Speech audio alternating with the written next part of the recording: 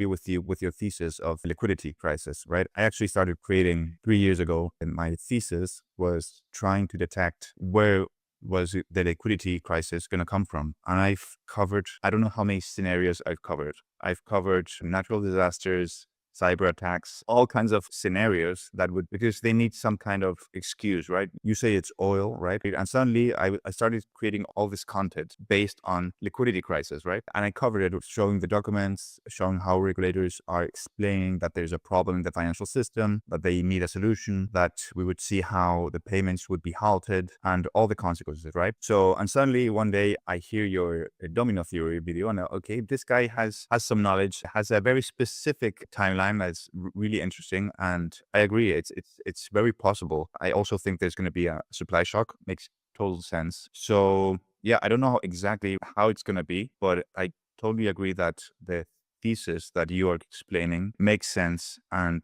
I definitely think they need an excuse to say, hey, what just happened wasn't our fault. We need some kind of political tension, geopolitical event, some kind of excuse to cover the fact that the financial system is broken, that the way of solving it is going to T+0 and making settlement instant.